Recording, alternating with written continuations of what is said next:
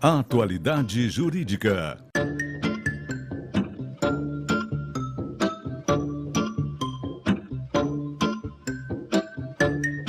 Com Odilon Garcia Júnior e Ivone Garcia. Estamos chegando com mais uma Atualidade Jurídica, com parceria com Garcia e Garcia Advogados Associados. Para isso estão conosco aqui. Hoje nós vamos falar como está se aproximando o período das férias de julho.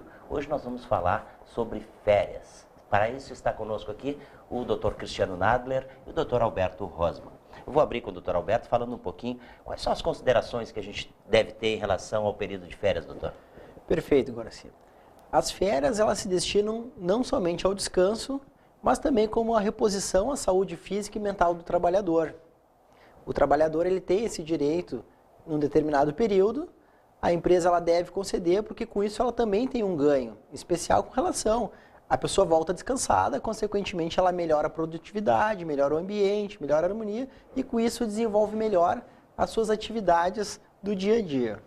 Doutor Cristiano, a gente sabe da disputa pelas férias nos períodos mais concorridos, que seriam julho e janeiro e fevereiro, né? Perfeito. Nas grandes empresas sempre acontece isso. Exato. Eu vou lhe fazer uma pergunta, quem é que escolhe o período que o empregado deve gozar essas férias? Há alguma exceção a esta regra?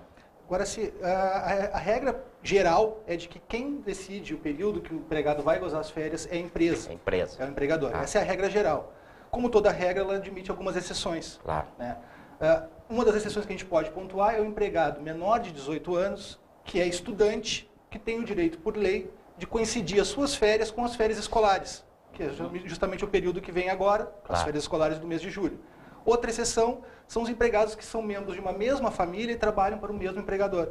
Esses também têm podem ter essa vantagem de tirar o período de férias juntos, Claro. desde que assim permita a necessidade do trabalho. Claro, às vezes há alguns casos que as pessoas têm dificuldades financeiras e querem vender suas férias. Né? As férias podem ser divididas ou vendidas nesses casos? Sim, as férias elas podem ser vendidas desde que seja por iniciativa do empregado.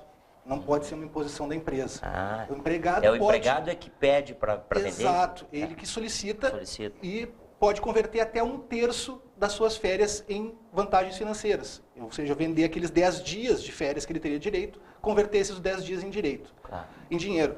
Com relação ao fracionamento das férias, as férias são concedidas em regra geral também 30 dias de férias, 30 dias. que devem ser concedidos corridos. Tá? Admite-se exceções com relação ao fracionamento em 2 períodos, sendo um deles não inferior a 10 dias.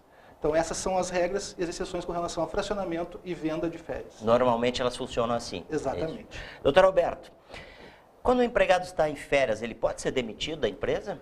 Não há essa possibilidade, Garcia. As férias elas são consideradas como uma suspensão do contrato de trabalho. Elas são, na verdade, um exercício de um direito alcançado ao longo daquele período anterior e que naquele momento ele está sob o abrigo de uma suspensão e, por via de consequência, não pode ser demitido nesse momento. Doutor Cristiano, no caso de um patrão precisar do funcionário no período que ele está em férias, ele pode ser chamado ao trabalho? Essa situação é uma situação bem delicada. Tá? Em tese, ele não poderia ser chamado, porque as férias, como o doutor Alberto pontuou no início, são um direito do empregado para recomposição, inclusive física, mental, não só um descanso de 30 dias de férias. Mas, eventualmente, ele pode ser chamado de volta ao trabalho. Mas é bom que o empregador saiba que, ao trazê-lo de volta, ele vai correr algum risco. Né? As férias têm que ser interrompidas, eventualmente se o empregado estiver viajando, ele pode até ter que ressarcir esses prejuízos de alguma despesa que tenha sido feita. Então, ele pode ser chamado de volta, mas não é recomendável que assim o faça. Tá, em caso de um funcionário, um empregado, estiver em férias e sofrer um acidente ou ficar doente, tem alguma mudança nessa regra? Na verdade, assim, agora, se o empregado estiver de férias, tá, e vier a sofrer algum acidente, alguma doença, ficar gripado, isso não desconta do período de férias. Claro. Ele vai gozar as férias normalmente. Tá? O que vai acontecer é que no retorno dele das férias, se ele permanecer incapacitado para o trabalho, aí sim ele vai ser encaminhado, né?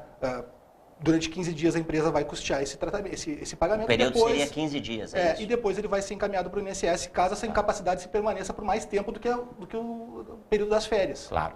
Doutor Cristiano e doutor Alberto, sempre a gente tem que lembrar o nosso telespectador que está interagindo com a gente aí, que pode fazer isso pelo telefone 2101-5151. Saber qualquer dúvida que você tiver sobre esse tema, o Garcia Advogados Associados, é especializado no que faz, não é isso? Perfeito. Fale um pouquinho sobre isso. Como sempre, qual é a finalidade desses nossos debates aqui? São sempre preventivos. Claro. Né? Então, com isso, nós temos capacitação tanto para a orientação de uma empresa com relação a o que conceder, o que observar, quais são as regras, quais são os direitos desses empregados, tal qual os direitos desses empregados, caso porventura esses direitos não tenham sido observados. Claro. Então é possível que seja feita análise nesse sentido. Lembrando que tudo que acontecer nessa área, vocês estão aí para resolver sim, isso. Sem dúvida. Garcia no 210151.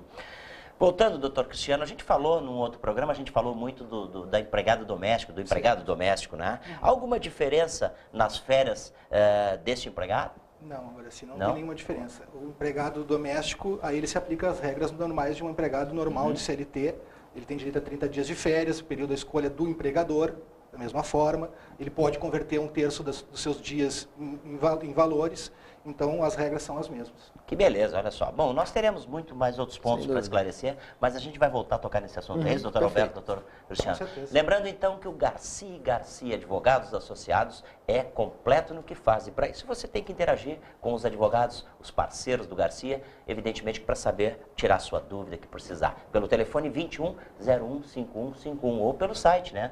garcia.com.br. Nós agradecemos a presença de vocês hoje e voltaremos para esclarecer mais coisas, tá bem? Muito obrigado. Ok, esse foi então o nosso Atualidade Jurídica de hoje. Nós vamos ao intervalo comercial, em seguida a gente volta. Até já. Oferecimento Garcia Advogados Associados.